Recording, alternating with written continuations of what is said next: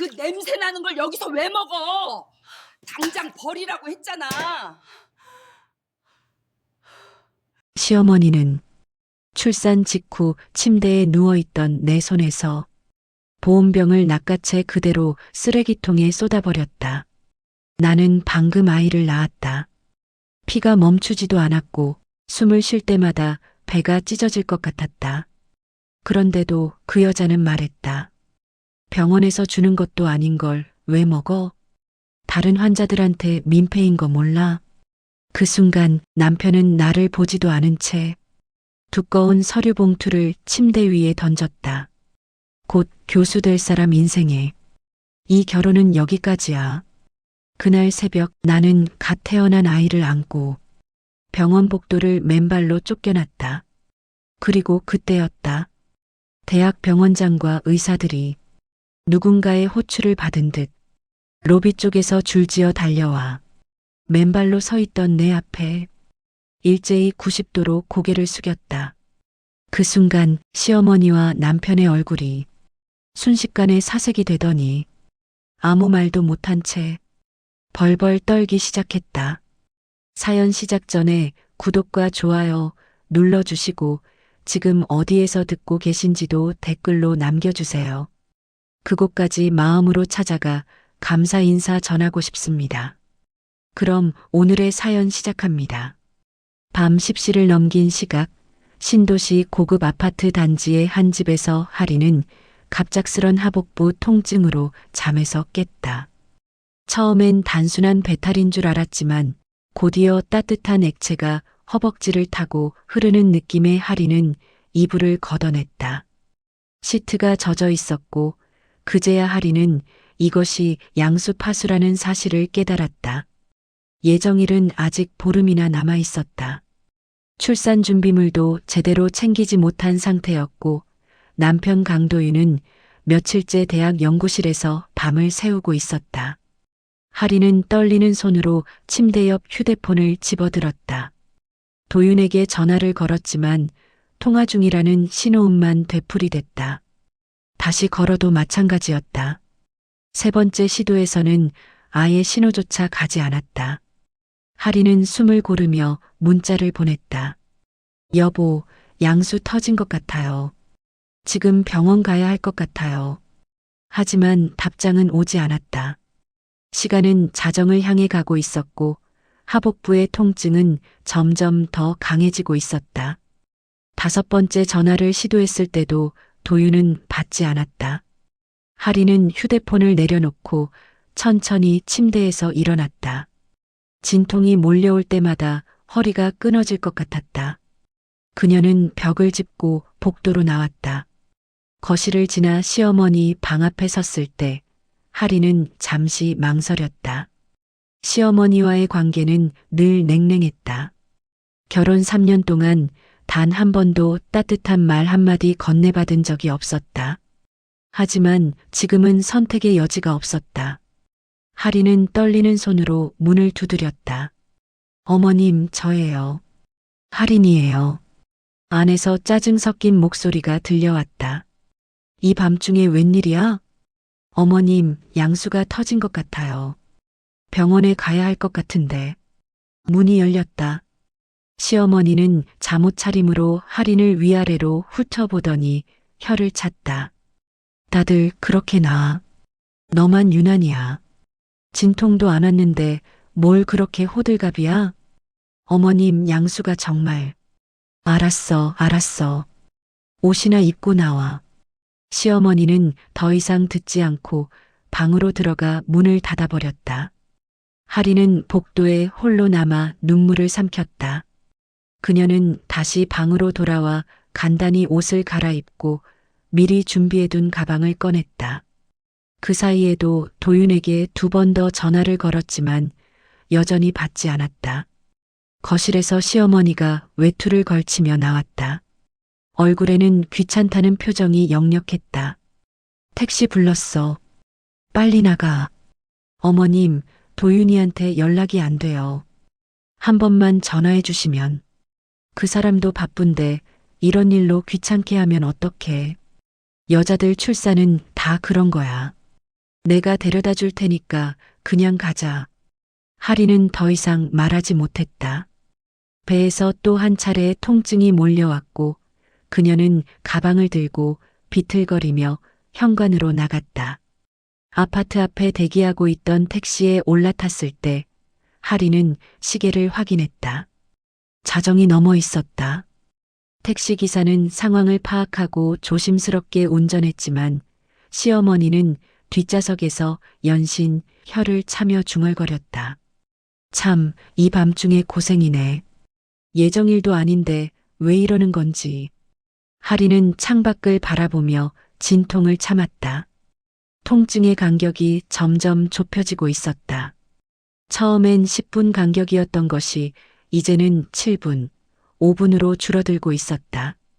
손바닥에 손톱 자국이 날 만큼 주먹을 움켜쥐었지만 소리는 내지 않았다. 시어머니가 또 유난 떤다고 할까봐 두려웠다. 차가 왜 이렇게 밀려? 택시 기사 양반, 빨리 좀 가면 안 돼요? 지금도 최대한 빨리 가고 있습니다. 야간이라 공사 구간도 많고, 참나 재수없게. 하필 오늘 이 시간에.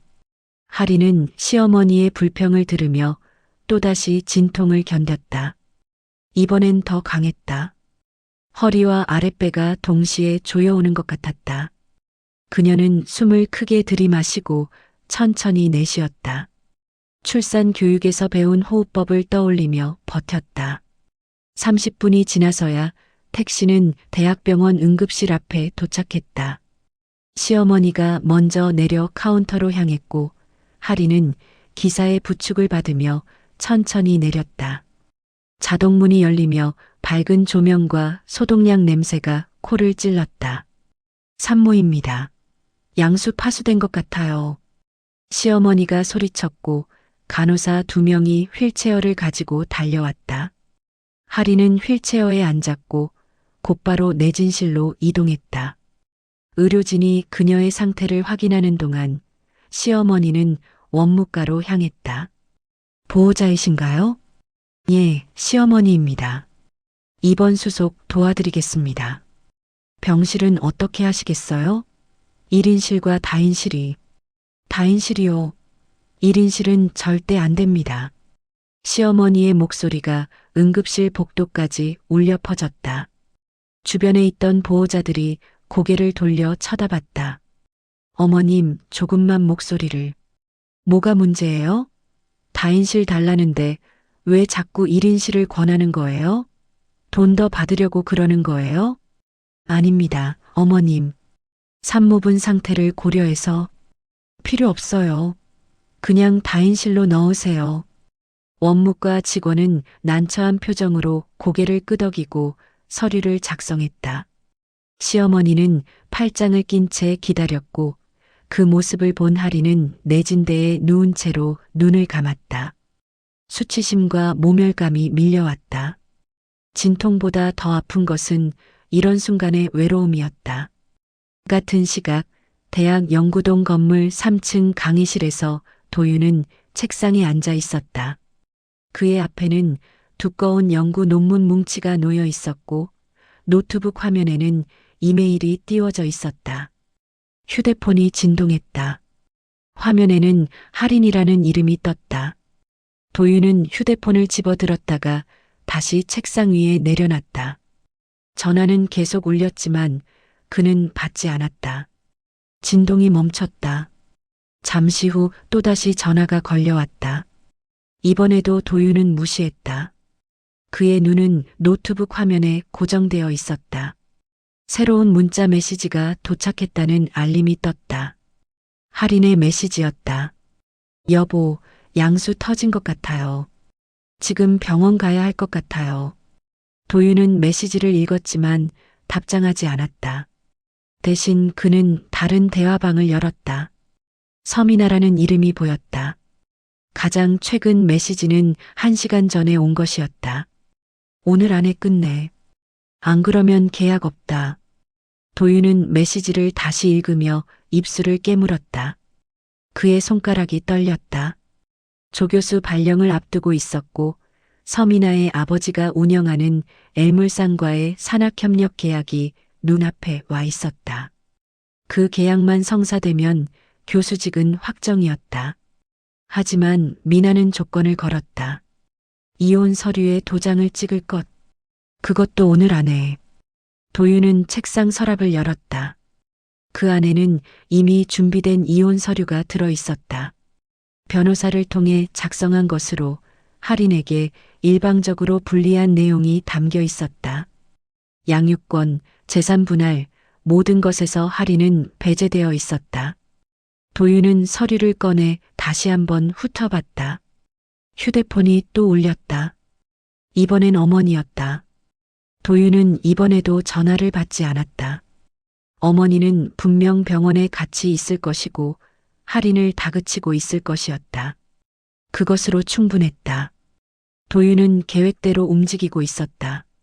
출산 직후 가장 약해진 순간에 이혼을 통보하면 할인은 저항할 힘조차 없을 것이다. 그는 서류를 두꺼운 봉투에 넣고 가방에 챙겼다. 시계를 확인했다. 자정이 넘어 있었다. 도윤은 자리에서 일어나 연구실 불을 껐다. 복도를 걸으며 그는 미나에게 문자를 보냈다. 준비됐어. 내일 아침에 끝낼게.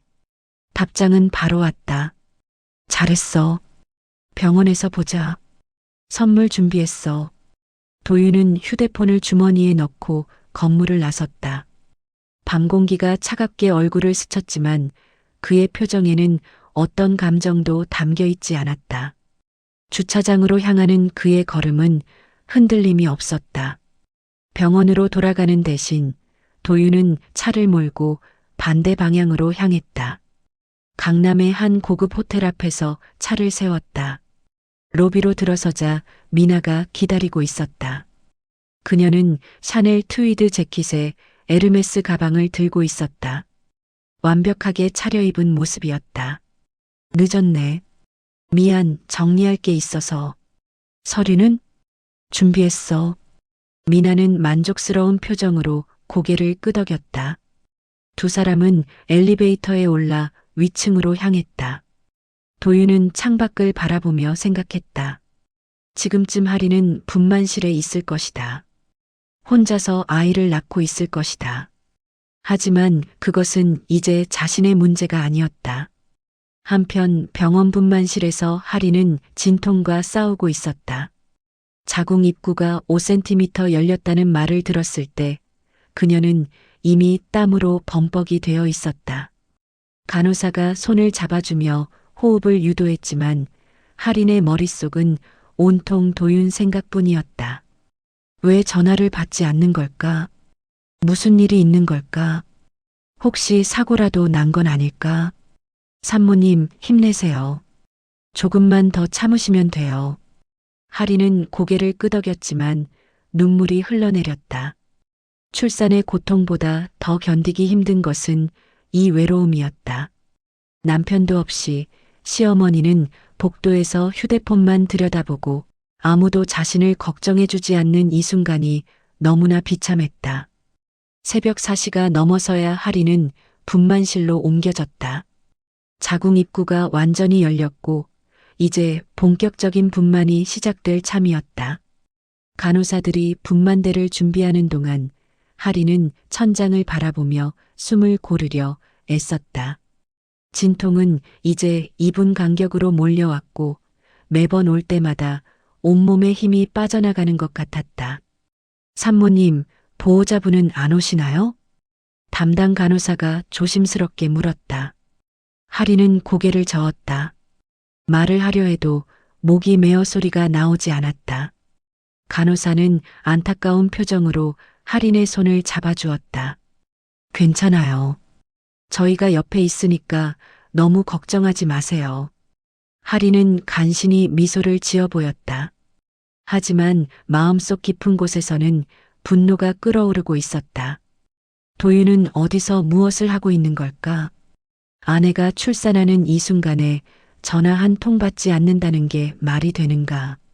시어머니는 복도 의자에 앉아 졸고 있을 것이고 남편은 어디선가 자신의 일에만 몰두하고 있을 것이다.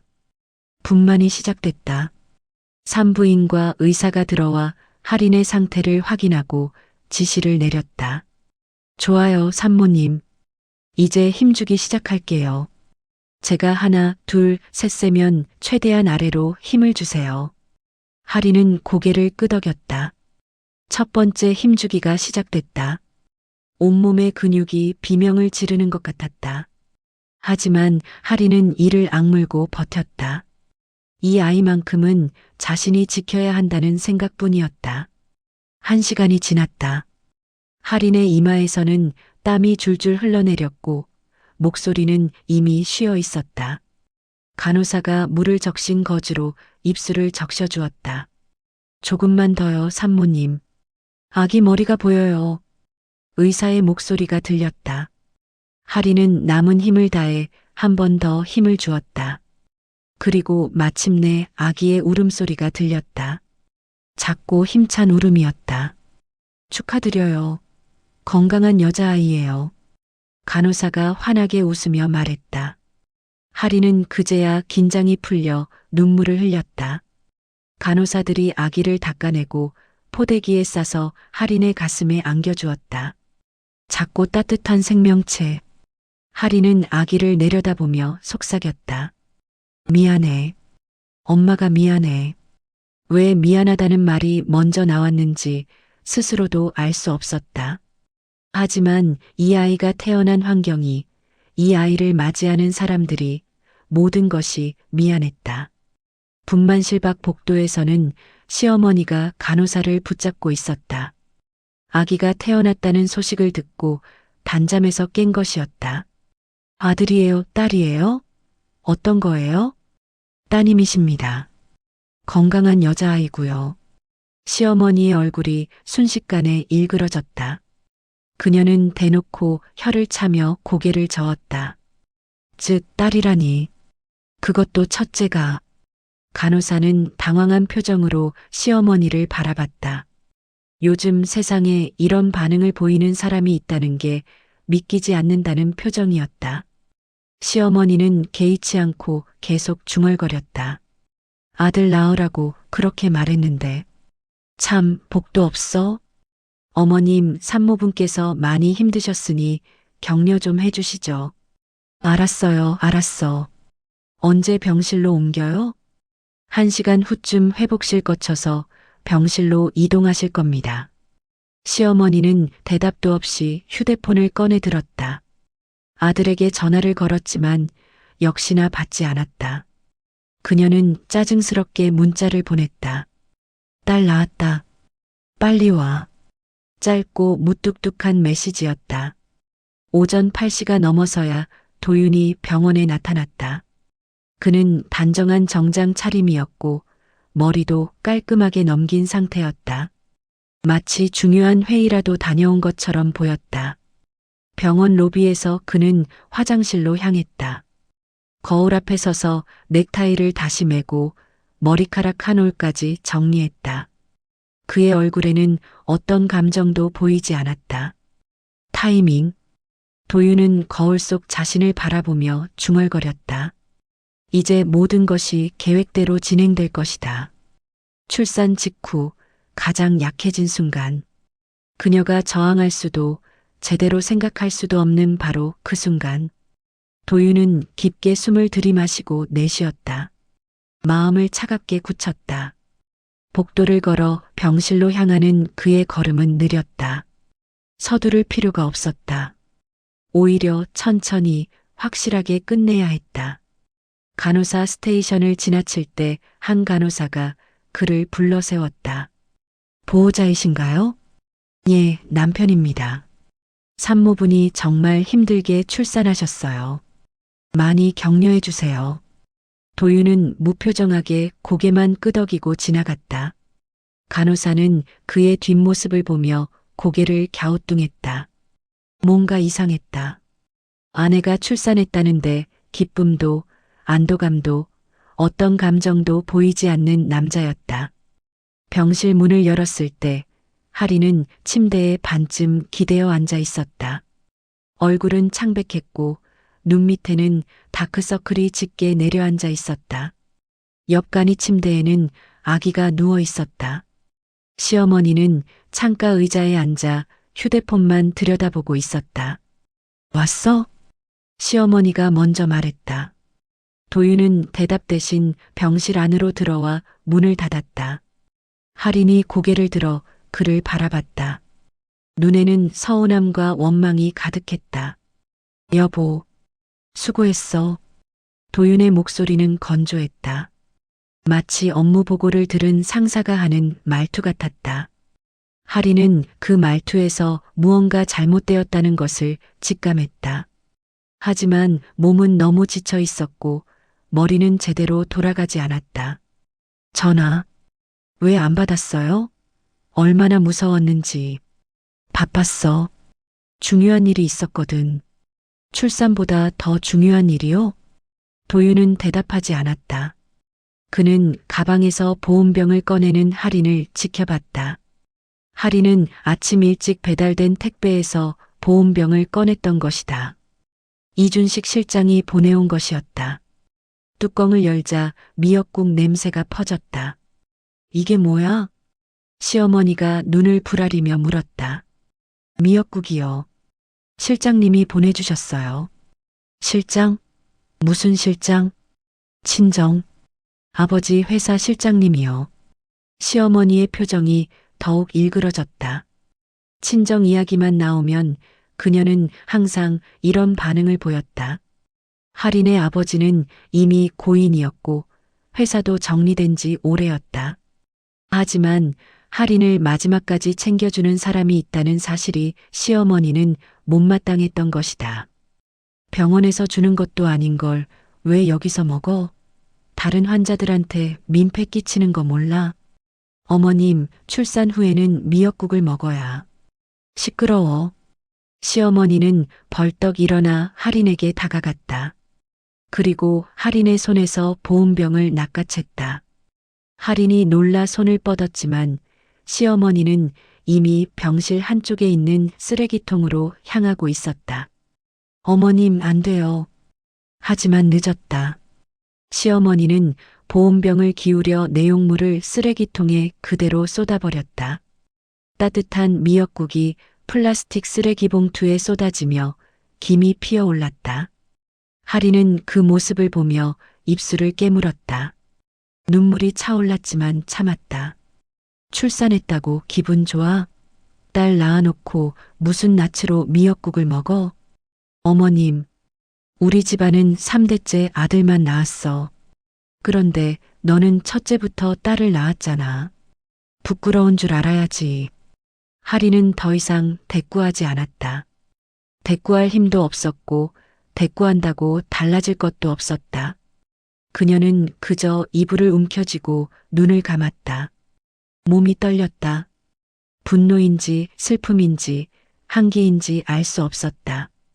그때 도윤이 가방에서 두꺼운 봉투를 꺼냈다. A사 용지가 가득 들어간 것처럼 묵직해 보이는 서류 봉투였다. 그는 망설임 없이 그 봉투를 할인의 침대 위에 던졌다. 봉투가 이불 위에 떨어지며 둔탁한 소리를 냈다. 뭐? 이게 뭐예요? 할인이 떨리는 목소리로 물었다. 도윤은 침대 발치에 서서 차갑게 내려다보며 말했다. 이혼 서류야. 병실 안의 공기가 얼어붙었다. 할인은 귀를 의심했다. 지금 뭐라고 했나? 이혼? 출산한 지 몇 시간도 안 된 이 순간에? 무슨 소리예요? 곧 교수가 될 예정이야. 조교수 발령이 다음 달에 나와. 그런데 지금 같은 결혼을 계속 유지하기는 힘들어. 지금 같은 결혼이요? 그게 무슨 격에 맞지 않아. 내 커리어에 도움이 안 돼. 도윤의 말은 차갑고 정확했다. 마치 오래전부터 준비해온 대사처럼 막힘이 없었다. 할인은 봉투를 집어들었다. 손이 떨려 제대로 잡히지도 않았다. 봉투를 열고 서류를 꺼냈다. 이혼합의서, 재산분할 포기각서.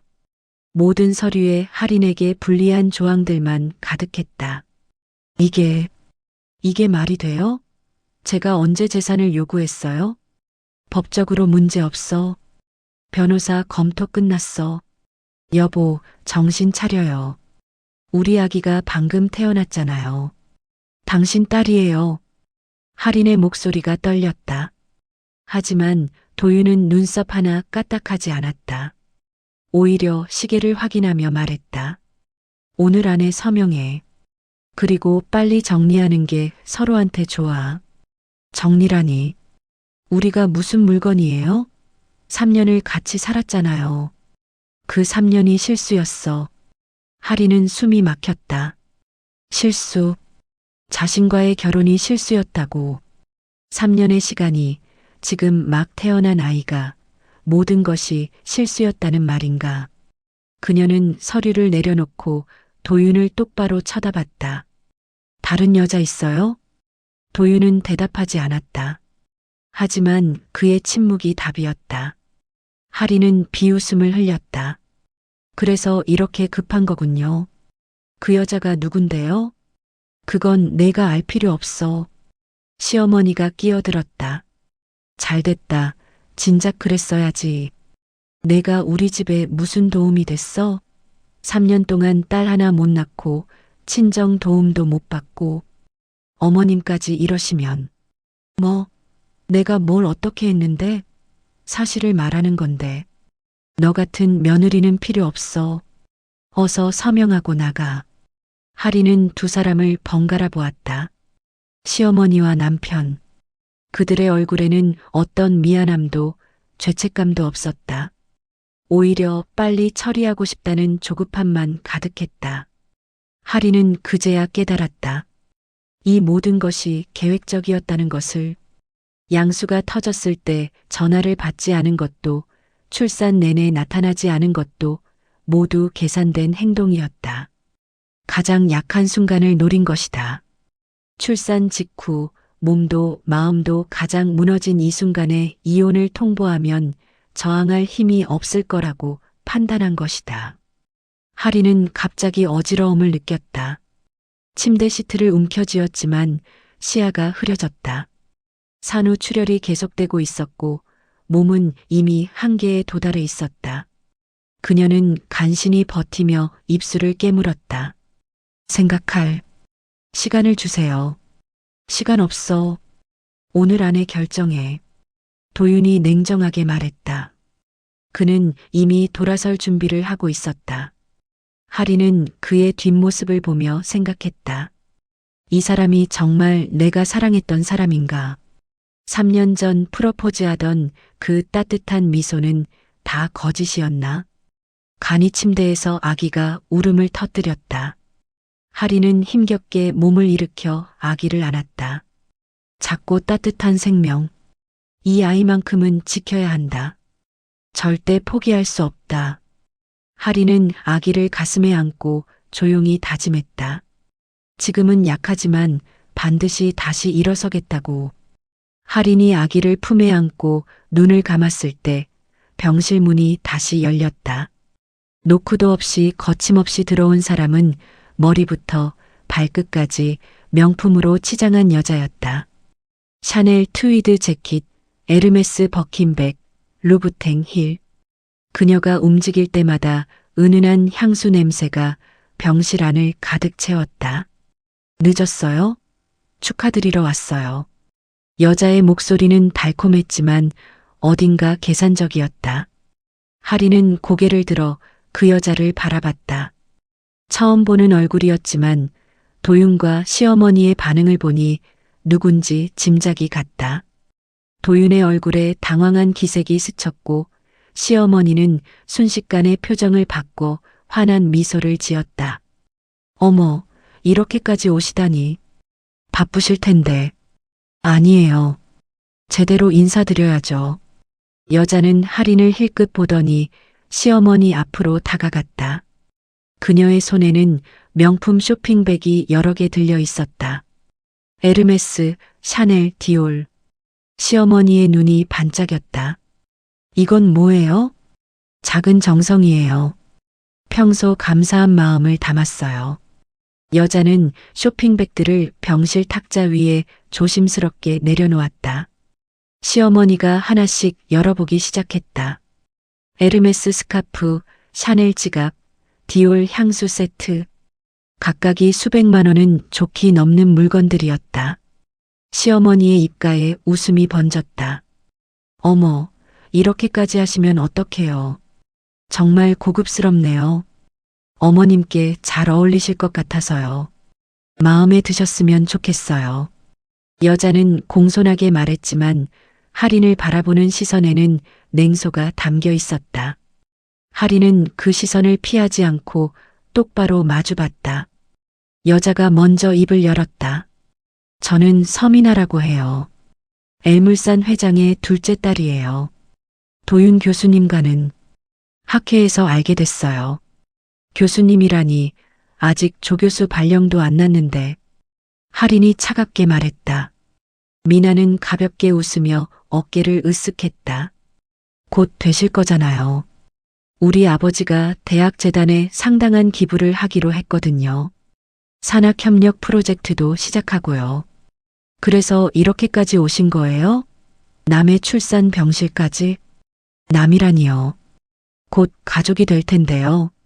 미나의 말에 할인은 손에 힘이 들어갔다. 아기를 안은 팔이 떨렸다. 미나는 할인의 반응을 즐기듯 천천히 말을 이었다. 운이 좋으셨네요. 이렇게 좋은 집안에 시집와서 3년이나 살았으니 보통은 그 정도도 못 버티는데. 무슨 말씀이세요? 있잖아요. 분수라는 게 있어요. 사람은 자기 급에 맞는 곳에 있어야 편한 법이에요. 억지로 올라가 있으면 힘들잖아요. 할인은 참았던 분노가 치밀어 오르는 걸 느꼈다. 침대에서 일어나려 했지만 몸이 말을 듣지 않았다. 출산 후유증으로 다리에 힘이 없었고 어지러움이 계속됐다. 당신이 뭔데 남의 집안일에 이렇게 함부로. 함부로라니요. 저는 그냥 사실을 말하는 거예요. 친정 도움도 못 받고 경제력도 없고 게다가 딸까지 낳았잖아요. 이런 상황에서 계속 붙어 있으면 도윤 씨한테 짐만 되는 거 아닌가요? 미나 씨, 그 정도면. 도윤이 말렸지만 미나는 멈추지 않았다. 오히려 더 대담하게 할인에게 다가갔다. 저는 다르거든요. 우리 아버지가 누군지 아시죠? 엘물산. 국내 5대 기업이에요. 제가 도윤 씨 옆에 있으면 교수는 물론이고 학장도 꿈이 아니에요. 연구비도 마음껏 쓸 수 있고요. 할인은 더 이상 참을 수 없었다. 그녀는 떨리는 목소리로 도윤을 불렀다. 여보, 이게 뭐예요? 이 여자가 지금 무슨 말을 하는 건지 들리지 않아요? 도윤은 시선을 피했다. 그는 창밖을 바라보며 무표정한 얼굴로 서 있었다. 할인은 그제야 확실히 깨달았다. 남편은 이미 자신의 편이 아니었다. 아니, 처음부터 한 번도 진심으로 자신의 편이었던 적이 없었을지도 모른다. 제발 좀 조용히 해요. 아기가 놀랄 수도 있잖아요. 도윤이 차갑게 말했다. 할인이 아니라 미나를 향한 말처럼 들렸지만 그의 시선은 여전히 창밖을 향하고 있었다. 할인은 비참함에 온몸이 떨렸다. 출산한 지 몇 시간도 안 된 아내보다 방금 나타난 다른 여자를 더 배려하는 남편. 도윤 씨, 괜찮아요. 저는 진실을 말하는 거니까요. 미나는 의자를 끌어당겨 앉으며 다리를 꼬았다. 루브탱 힐의 빨간 밑창이 눈에 띄었다. 시어머니는 선물을 계속 살펴보며 흐뭇한 표정을 짓고 있었다. 미나 양, 정말 고급스러운 안목이네요. 이 스카프 색상이 제가 좋아하는 거예요. 잘 어울리실 것 같아서 특별히 골랐어요. 다음에는 가방도 하나 준비할게요. 어머, 정말요? 그럼 버킨으로. 물론이죠. 제게는 아무것도 아니에요. 두 사람은 마치 할인이 없는 것처럼 대화를 나눴다. 간이 침대에 누워있던 아기가 울음을 터뜨렸다. 하리는 서둘러 아기를 안아 올렸다. 배가 고픈 것 같았다.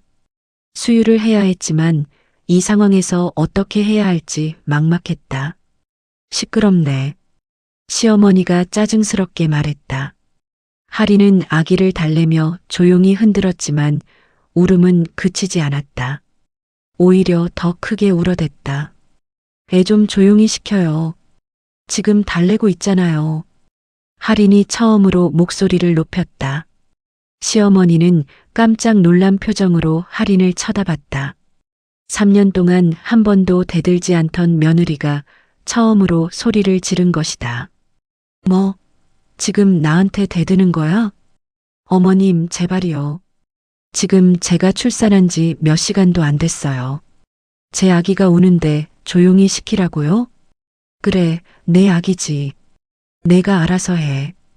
근데 여기서는 안 돼. 다른 환자들 방해된다고. 여긴 다인실도 아니고. 시끄러워. 짐 싸서 당장 나가. 시어머니가 벌떡 일어나며 소리쳤다. 도윤은 여전히 아무 말도 하지 않았다. 미나는 입가에 미소를 띤 채 이 모든 광경을 지켜보고 있었다. 어머님, 제가 지금 어떻게 나가라니까? 이혼 서류에 도장 찍고 썩 꺼져. 하리는 더 이상 버틸 수 없었다.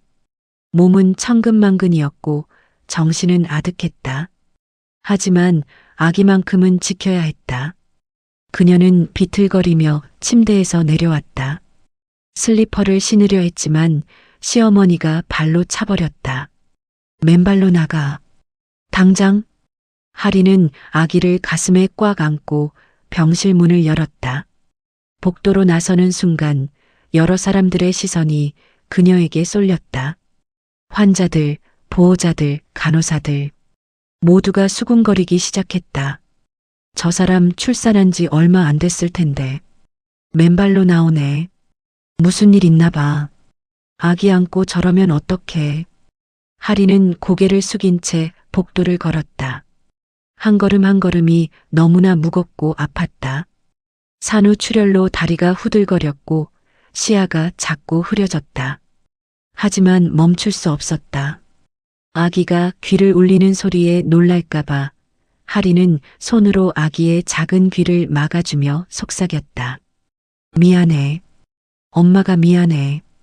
이렇게밖에 못해서. 엘리베이터를 타고 1층으로 내려갔다. 문이 열리자 로비가 보였다. 그런데 평소와는 분위기가 달랐다. 검은색 고급 세단들이 병원 정문 앞에 줄지어 서 있었고 운전기사들이 차 문을 열어놓은 채 대기하고 있었다. 로비에는 병원장과 주요 교수들이 도열해 있었다. 하리는 로비 한쪽 구석으로 비켜섰다. 무슨 중요한 인사가 오는 모양이었다. 아마도 재벌가 환자나 정치인일 것이다. 하리는 아기를 안은 채 벽에 기대어 섰다.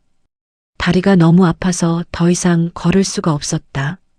그때 엘리베이터에서 도윤과 시어머니 그리고 미나가 내려왔다.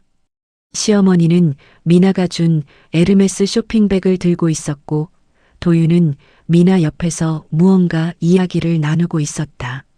세 사람은 로비의 대기 행렬을 보고 잠시 멈춰섰다.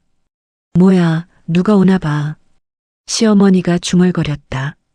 미나는 자신만만한 표정으로 고개를 들었다.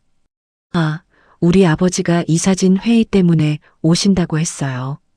이 병원 최대 후원자거든요. 그렇구나. 역시 다르네. 시어머니는 미나를 보며 흡족한 표정을 지었다. 도윤도 어깨를 펴고 당당하게 섰다. 마치 자신들을 위한 환영 행사인 것처럼. 병원 정문이 열렸다.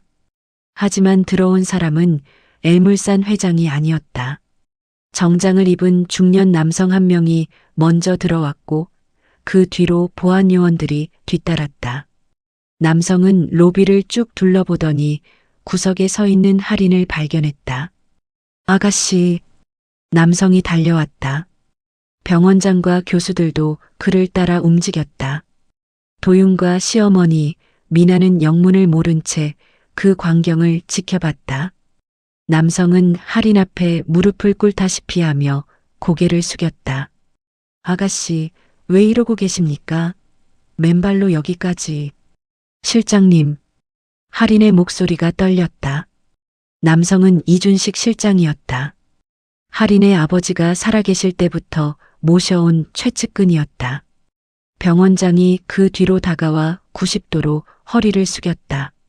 전 병원장님 따님께서 이런 꼴을. 도대체 무슨 일입니까? 로비가 순식간에 조용해졌다. 병원장의 말에 모든 사람들이 숨을 죽였다. 전 병원장님 따님? 도윤의 얼굴이 창백해졌다. 시어머니는 입을 벌린 채 굳어 있었다. 미나는 믿을 수 없다는 표정으로 할인을 쳐다봤다. 전 병원장님이라면 설마. 병원장이 다시 한번 허리를 숙이며 말했다. 할인 아가씨. 이한석 이사장님의 외동따님이십니다. 이한석. 이 병원을 설립한 재단 이사장이자 전 병원장. 의료계의 거물이었고 수십 개의 병원과 연구소를 운영하던 인물. 3년 전 갑작스러운 심장마비로 세상을 떠났지만 그가 남긴 재단은 여전히 국내 최대 규모였다. 그럼 할인 씨가.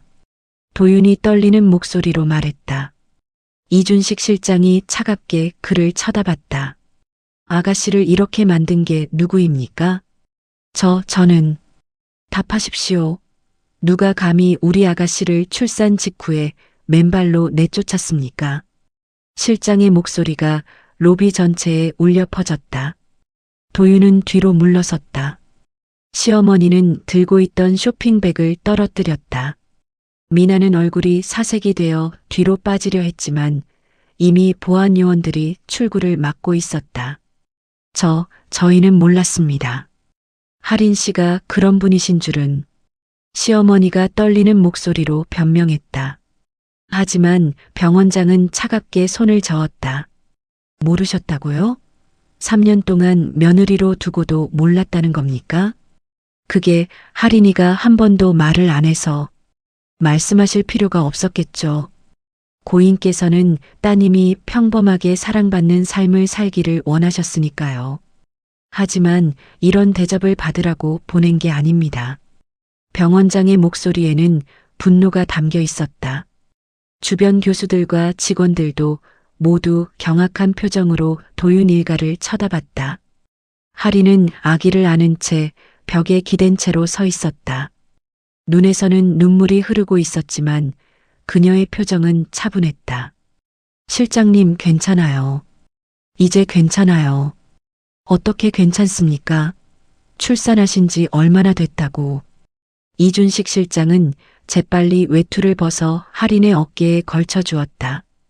다른 직원이 휠체어를 가져왔고 할인은 조심스럽게 앉았다.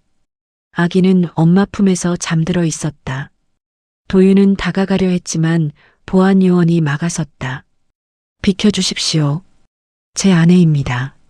아내라고요? 이준식 실장이 비웃었다. 아내를 출산 직후에 내쫓는 사람이 어디 있습니까? 당신들은 이제 아무것도 아닙니다. 한 발자국도 가까이 오지 마십시오. 시어머니가 무릎을 꿇으려 했지만 할인은 고개를 저었다. 그녀는 휠체어에 앉은 채로 세 사람을 차례로 쳐다봤다. 도윤, 시어머니, 그리고 미나.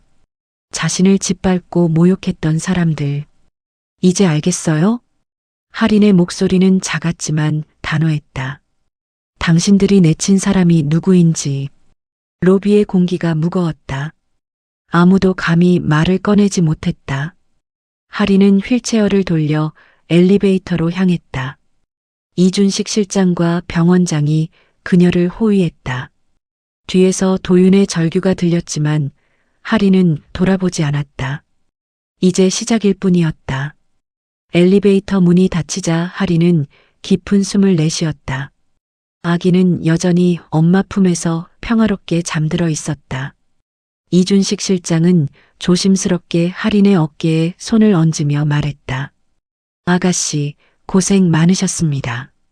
이사장님께서 살아계셨다면 얼마나 분노하셨을지. 괜찮아요, 실장님. 이제 정말 괜찮아요. 엘리베이터는 최상층으로 향했다. 일반 병실이 아닌 VIP 전용 층이었다. 문이 열리자 완전히 다른 세계가 펼쳐졌다. 대리석 바닥 간접 조명, 고급 인테리어. 마치 호텔 로비 같았다.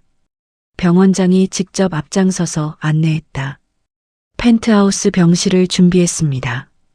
아가씨께서 편히 쉬실 수 있도록 모든 것을 갖췄습니다. 넓은 복도를 지나 맨 끝 병실에 도착했다. 문이 열리자 하리는 눈을 크게 떴다. 거실, 침실, 욕실이 분리된 스위트룸 같은 공간이었다. 아기를 위한 최신식 인큐베이터와 수유시설도 완비되어 있었다. 창밖으로는 도시 전경이 한눈에 들어왔다. 여기서 충분히 회복하시고 필요한 건 언제든 말씀하십시오. 병원장이 공손하게 말하고 물러났다. 간호사들이 할인을 침대로 옮기고 아기를 전문 베이비시터에게 맡겼다. 모든 것이 신속하고 전문적으로 이루어졌다. 할인이 침대에 누우자 이준식 실장이 옆 의자에 앉았다. 아가씨, 이제 말씀드려야 할 것들이 있습니다. 실장은 가방에서 고급 밍크 코트를 꺼내 할인의 어깨에 조심스럽게 덮어주었다. 부드럽고 따뜻한 감촉이었다. 이사장님께서 돌아가시기 전 저에게 특별한 지시를 남기셨습니다.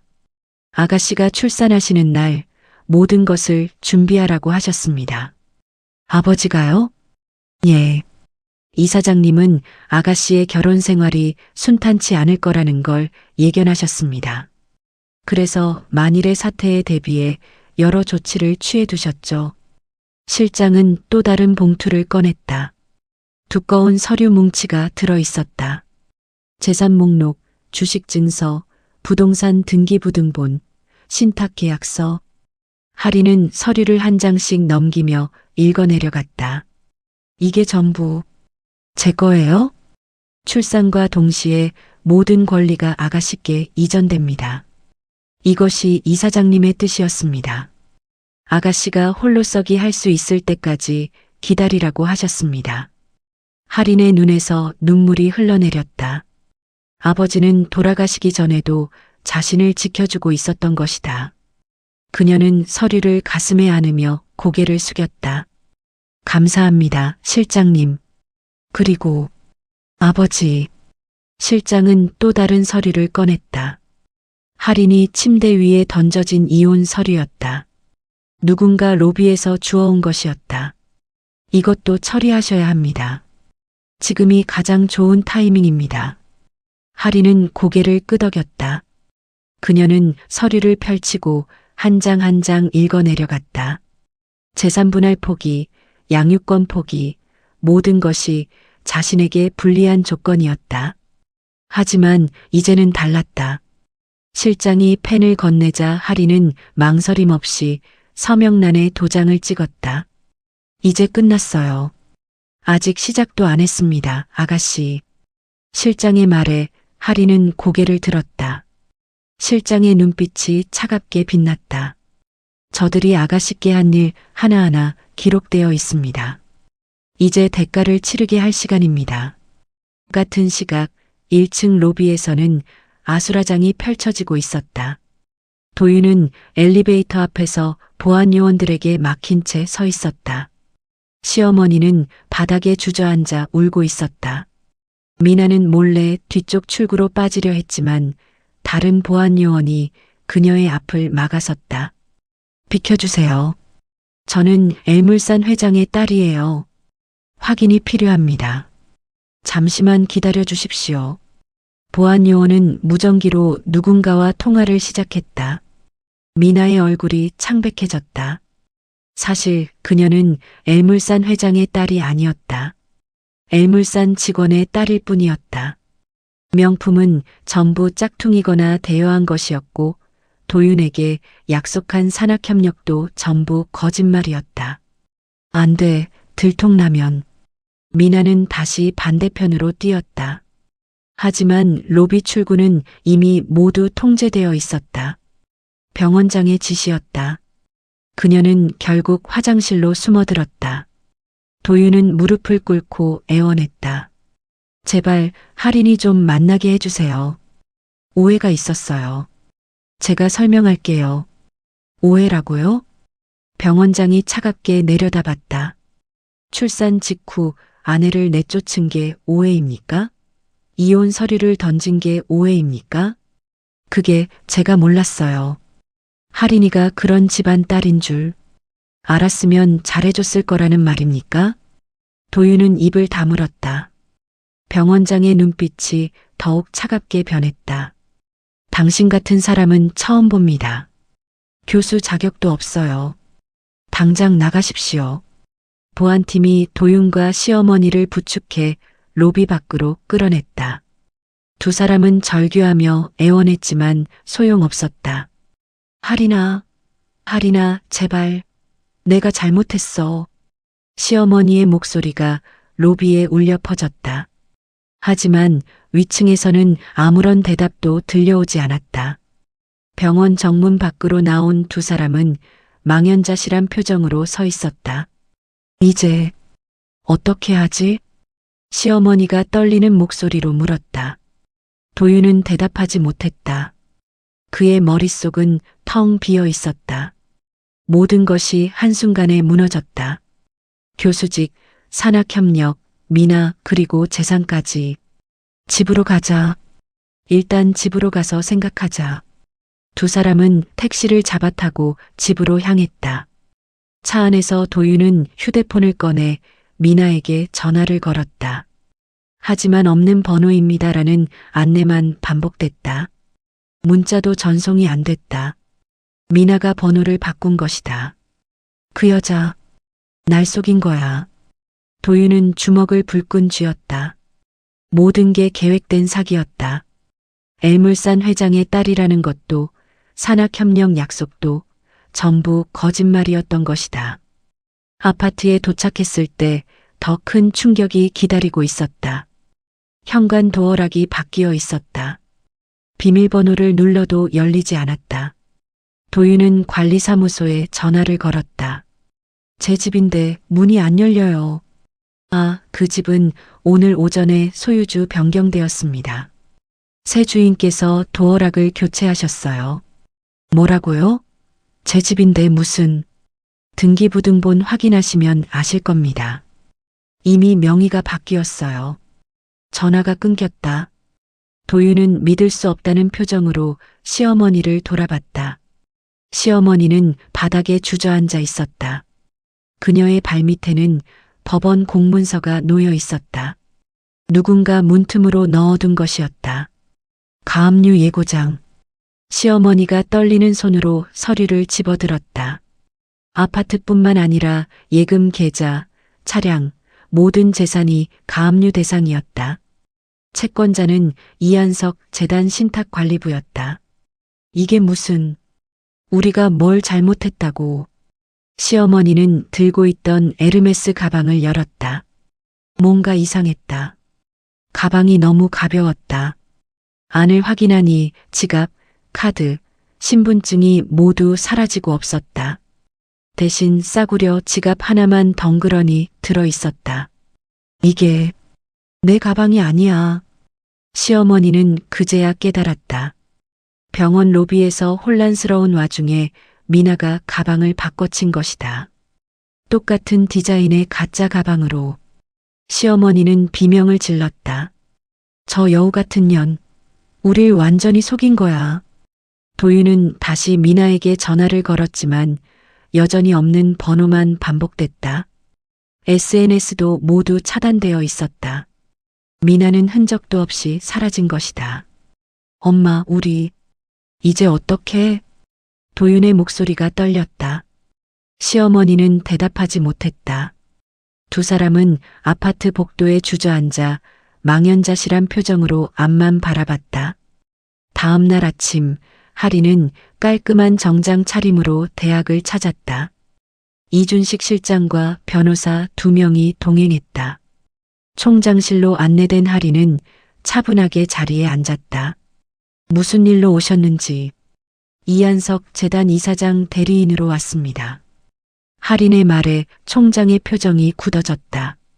이한석 재단은 이 대학의 최대 후원 재단이었다. 매년 수십억 원의 연구비와 장학금을 지원하는 곳이었다.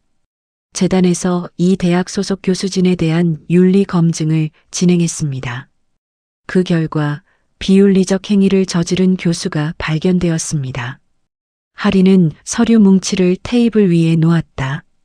도윤에 대한 조사 자료였다. 논문 표절 의혹, 연구비 유용, 성적을 미끼로 한 부적절한 관계, 모든 증거가 정리되어 있었다.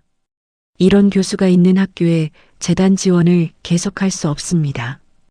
해당 교수에 대한 징계와 함께 전면 조사가 이루어지지 않으면 재단은 모든 지원을 중단하겠습니다. 총장은 서류를 넘기며 얼굴이 창백해졌다. 증거가 너무나 명확했다. 특히 여학생들의 진술서와 녹취록은 결정적이었다. 즉시 조사위원회를 구성하겠습니다. 감사합니다. 결과를 기다리겠습니다. 할인은 자리에서 일어났다. 총장실을 나서는 그녀의 뒷모습은 당당했다. 그날 오후 대학은 긴급 교수회의를 소집했다. 도윤에 대한 조사가 공식적으로 시작됐다는 공지가 전체 메일로 발송됐다. 도윤은 연구실에서 그 메일을 확인하고 자리에서 벌떡 일어났다. 이게 무슨... 문이 열렸다. 경찰 2명이 들어왔다. 한 명은 영장을 내밀었다. 강도윤 씨 사기 및 횡령 혐의로 체포합니다. 잠깐, 이건 오해예요. 제가 뭘 잘못했다고. 묵비권을 행사할 수 있으며. 경찰은 도윤에게 수갑을 채웠다. 복도로 끌려나가는 도윤을 학생들과 교수들이 지켜봤다. 속삭이는 소리가 사방에서 들려왔다. 저 사람 논문 표절했다면서? 여학생들이랑도 문제 있었대. 재단 이사장 딸을 버렸다는데 사실이야? 도윤은 고개를 숙인 채 경찰차에 실렸다. 유치장에 도착했을 때 옆방에서 익숙한 목소리가 들렸다. 다 당신 때문이야. 당신이 나를 이용한 거잖아. 미나였다. 그녀도 사기 혐의로 체포되어 있었다. 도윤은 철창을 붙잡고 소리쳤다. 내가 날 속인 거잖아. 엘물산 회장 딸이라면서. 그게 뭐 어때서. 당신도 이혼하겠다며 날 이용했잖아. 두 사람은 철창 너머로 서로를 향해 고함을 질렀다. 그 모습을 본 교도관이 경고했지만 두 사람은 멈추지 않았다. 서로의 밑바닥이 드러나는 순간이었다. 같은 시각 시어머니는 동네 찜질방을 전전하고 있었다.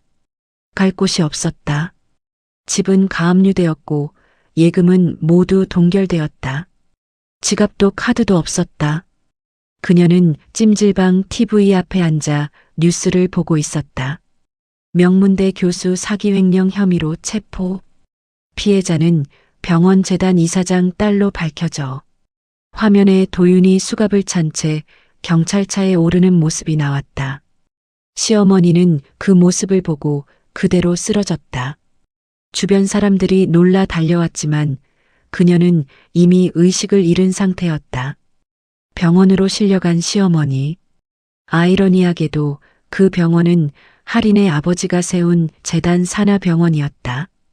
응급실 의사가 차트를 보다가 환자의 신원을 확인하고 잠시 멈칫했다. 하지만 의사의 본분으로 돌아가 최선을 다해 치료했다.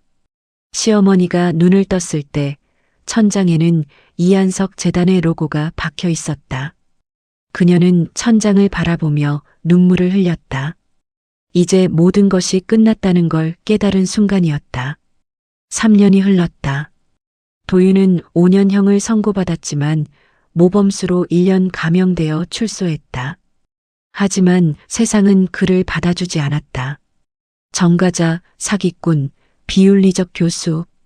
그에게 붙은 낙인은 어디를 가도 따라다녔다. 대학 강사 자리는 물론이고 학원 강사도 과외도 할 수 없었다. 학부모들이 거부했다. 결국 도윤은 서울 변두리의 허름한 고시원에 방을 얻었다. 3평도 안 되는 좁은 공간. 화장실과 샤워실은 공용이었고 벽은 너무 얇아서 옆방 소리가 다 들렸다.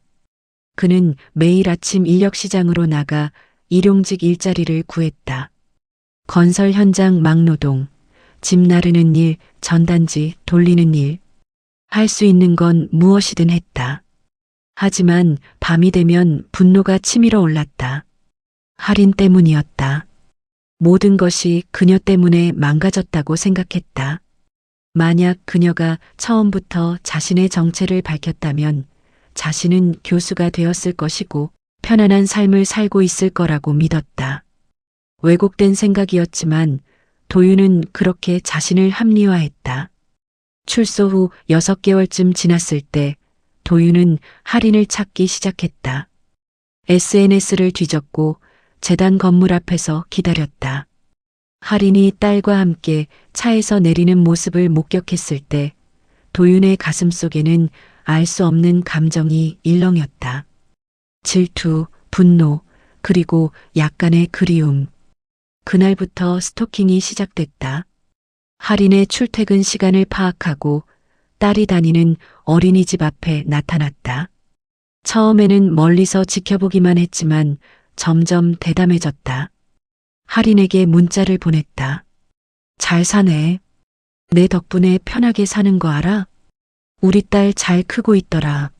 아빠 없이도 괜찮은가 봐. 언젠가 다 돌려받을 거야. 기다려. 할인은 문자를 확인했지만 답장하지 않았다. 대신 이준식 실장에게 보고했다. 실장은 즉시 보안팀을 강화했고 도윤의 동선을 역으로 추적하기 시작했다. 모든 증거를 모으라는 지시가 내려졌다.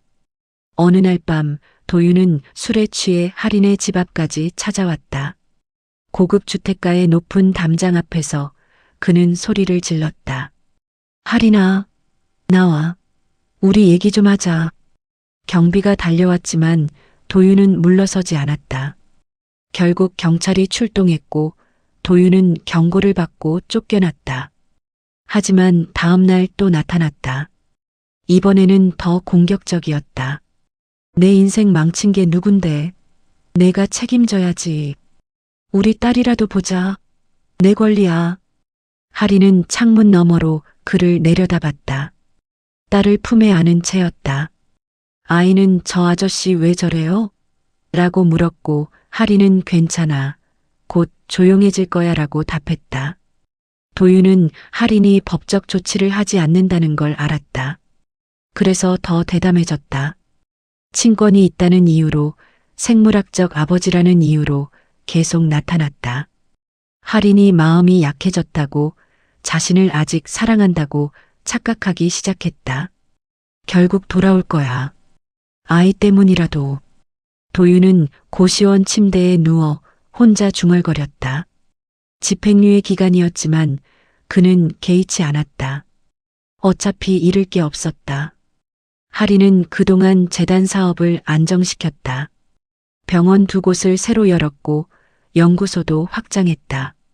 무엇보다 딸 서연이가 건강하게 자라는 모습을 보며 평온을 되찾았다고 믿었다.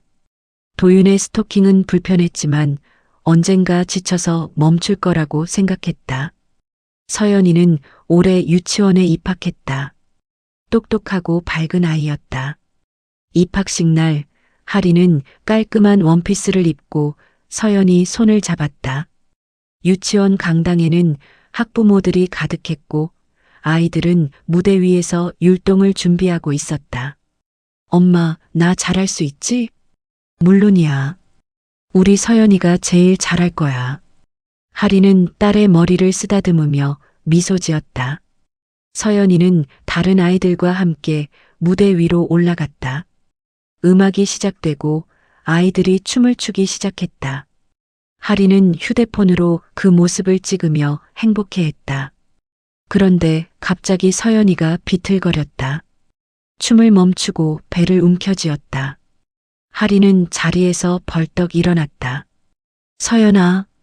서연이가 무대 위에서 구토를 했다. 투명한 액체가 아니라 피가 섞인 토사물이었다. 아이들이 비명을 질렀고 선생님들이 달려갔다. 서연이는 그대로 경련을 일으키며 쓰러졌다. 119 불러요. 빨리. 하리는 무대 위로 뛰어 올라가 딸을 안았다. 서연이의 입술은 파랗게 변해 있었고 눈은 초점을 잃고 있었다. 서연아, 엄마야. 정신 차려. 구급차가 도착했고 서연이는 응급실로 실려갔다. 하리는 딸의 손을 붙잡은 채 구급차에 동승했다. 응급실에서 의료진이 서연이를 검사하기 시작했다. CT, 혈액 검사, 초음파, 모든 검사가 긴급하게 진행됐다. 1시간 후 담당 의사가 하린을 조용한 상담실로 불렀다. 의사의 표정이 심각했다. 검사 결과가 나왔습니다. 희귀병입니다. 윌슨병이라고 하는데 간에 구리가 과도하게 축적되는 유전 질환입니다. 치료는 되나요? 당장 간 이식이 필요합니다.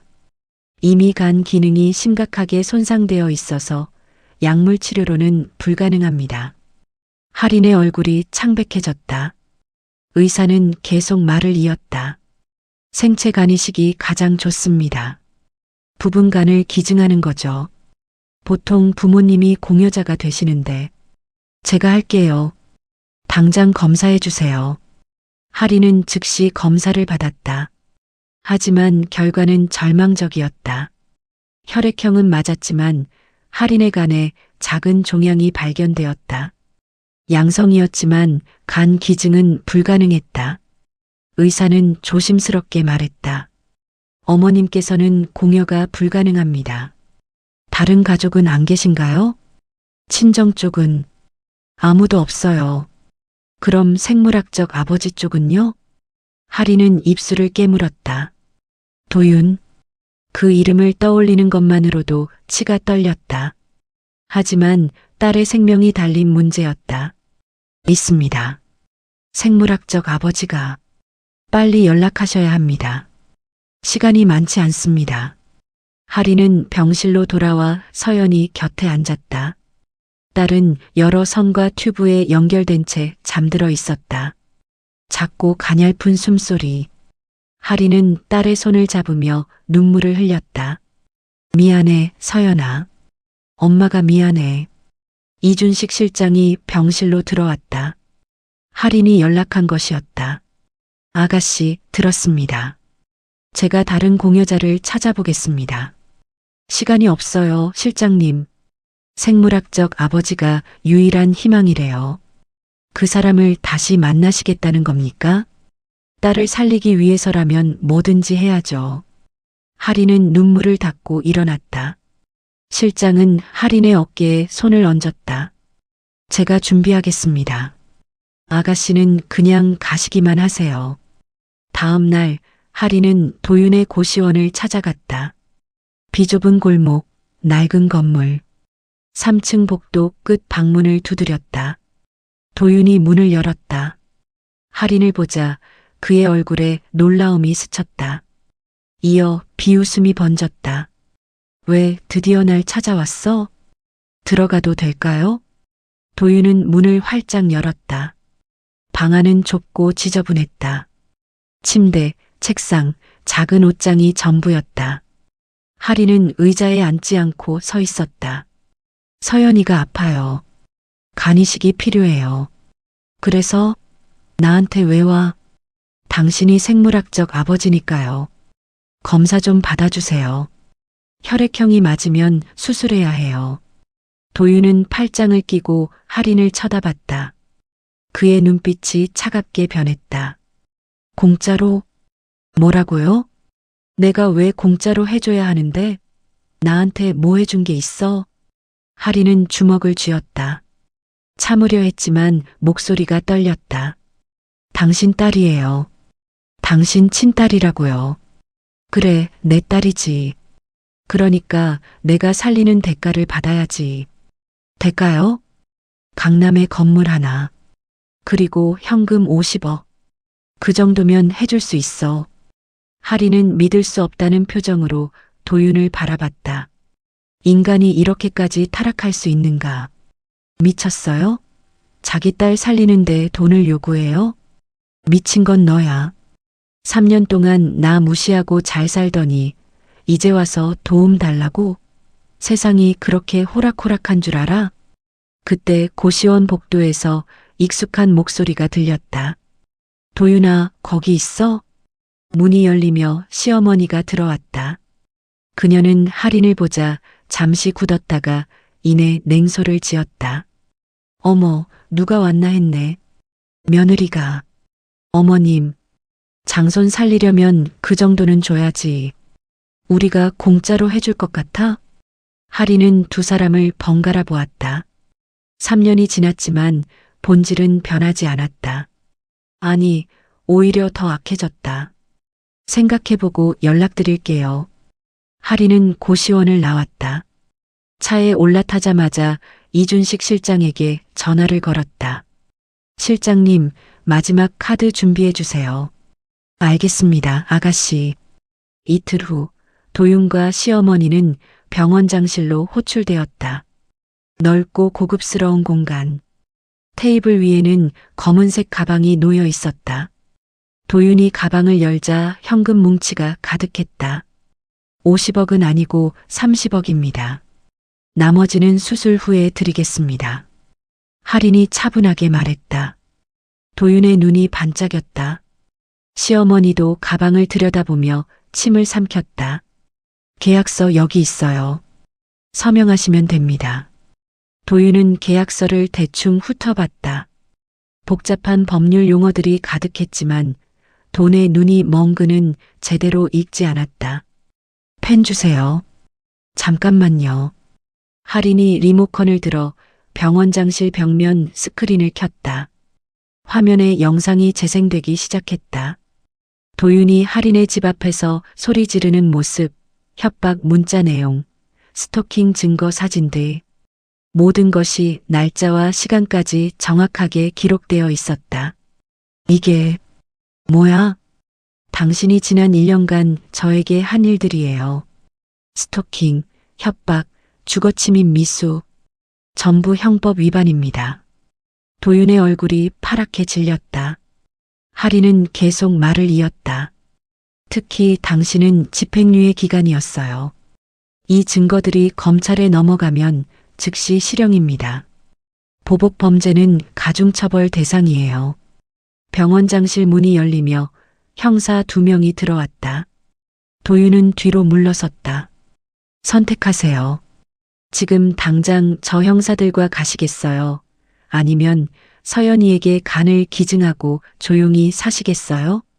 이게 무슨 수술 동의서, 친권 포기 각서, 그리고 앞으로 영원히 우리 앞에 나타나지 않겠다는 공증 서류.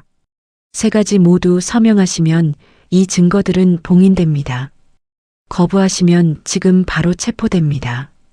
할인의 목소리는 차갑고 정확했다. 도윤은 떨리는 손으로 서류를 집어들었다. 시어머니가 아들의 팔을 잡았다.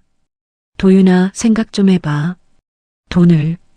조용히 하세요, 어머님. 형사 한 명이 앞으로 나섰다. 강도윤 씨, 결정하십시오. 우리는 영장 준비되어 있습니다. 도윤은 펜을 들었다. 손이 떨려 글씨가 제대로 써지지 않았다. 하지만 그는 3장의 서류 모두에 서명했다. 친권 포기 각서에 도장을 찍는 순간 그의 눈에서 눈물이 흘러내렸다. 서연이, 미안하다고 전해줘. 그럴 필요 없어요. 당신은 이제 우리와 아무 관계도 없으니까. 도윤은 형사와 의료진의 동행 아래 검사실로 이동했다. 혈액형 검사, 조직 적합성 검사, 모든 것이 신속하게 진행됐다. 다행히 모든 검사가 통과되었다. 수술 날짜가 잡혔다. 수술 전날 밤 도윤은 병원 격리 병실에 누워 있었다. 천장을 바라보며 생각했다. 자신의 인생은 어디서부터 잘못된 걸까? 욕심 때문이었을까? 오만 때문이었을까? 이제 와서 후회해봤자 소용없었다. 모든 것은 이미 끝났다. 수술은 6시간에 걸쳐 진행됐다. 도윤의 간 일부를 떼어내 서연이에게 이식하는 고난도 수술이었다. 집도인은 할인 아버지의 제자였던 한지훈 교수였다. 그는 완벽하게 수술을 마쳤다. 수술 성공했습니다. 아이도 공여자도 모두 안전합니다. 할인은 수술실 밖에서 무릎을 꿇고 눈물을 흘렸다. 이준식 실장이 그녀를 부축했다. 이제 끝났습니다, 아가씨. 정말 끝났어요. 며칠 후 서연이는 깨어났다. 작은 목소리로 엄마라고 불렀고 할인은 딸을 꼭 안았다. 엄마 여기 있어. 이제 괜찮아. 회복실에서 도윤도 깨어났다.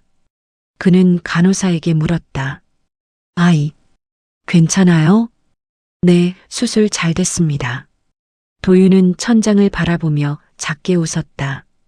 적어도 이 한 가지는 제대로 한 것 같았다.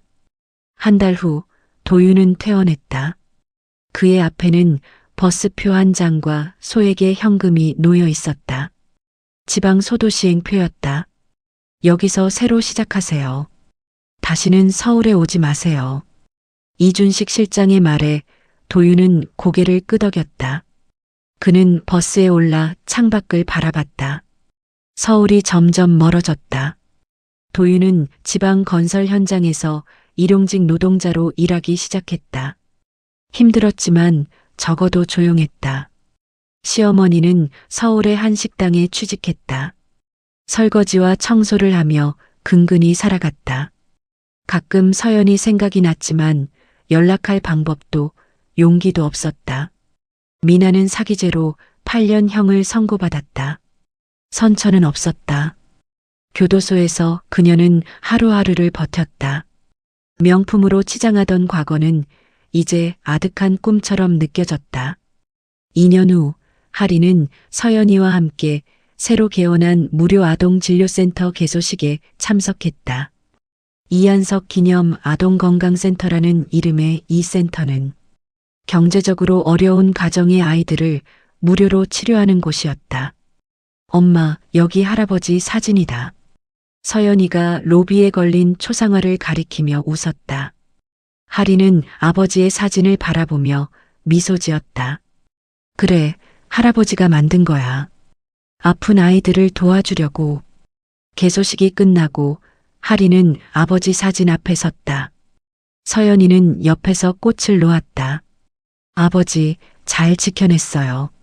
서연이도 재단도 모든 걸 지켰어요. 저녁 무렵 할인은 서연이와 손을 잡고 센터를 나섰다. 노을이 지는 하늘이 아름다웠다. 서연이가 물었다. 엄마, 우리 할아버지는 어떤 분이었어요? 멋진 분이셨어.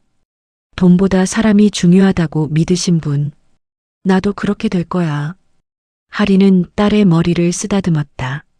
아버지가 남긴 유산은 돈이 아니었다. 끝까지 사람을 지키는 것, 약한 이들을 돌보는 것, 그것이 진짜 유산이었다. 그래, 우리 서연이는 분명 그렇게 될 거야. 두 사람은 손을 잡고 석양 속으로 걸어갔다. 할인의 입가에는 평온한 미소가 번졌다. 긴 싸움은 끝났고 이제 진짜 삶이 시작되는 것이었다. 서연이의 웃음소리가 저녁 공기에 울려 퍼졌다. 그 소리만큼 아름다운 건 세상에 없었다. 센터 건물 옥상에는 이한석 이사장의 좌우명이 새겨진 동판이 붙어 있었다. 가장 약한 이들을 가장 먼저 돌보라. 할인은 그 문구를 보며 다짐했다. 아버지의 뜻을 이어가겠다고. 딸에게도 그 정신을 물려주겠다고. 밤하늘에 별이 떴다. 할인은 서연이를 안고 하늘을 올려다봤다. 저기 저 별 보이지? 저게 할아버지야. 정말이요? 응. 할아버지가 우릴 지켜보고 계셔. 서연이는 하늘을 향해 손을 흔들었다. 할인도 함께 손을 흔들었다. 바람이 불어왔다. 따뜻하고 부드러운 바람이었다. 마치 아버지의 손길처럼. 하리는 서연이와 함께 집으로 돌아갔다. 긴 하루였지만 마음은 평온했다. 복수도 분노도 이제는 모두 내려놓았다. 남은 건 사랑하는 딸과 함께할 미래뿐이었다. 그것으로 충분했다.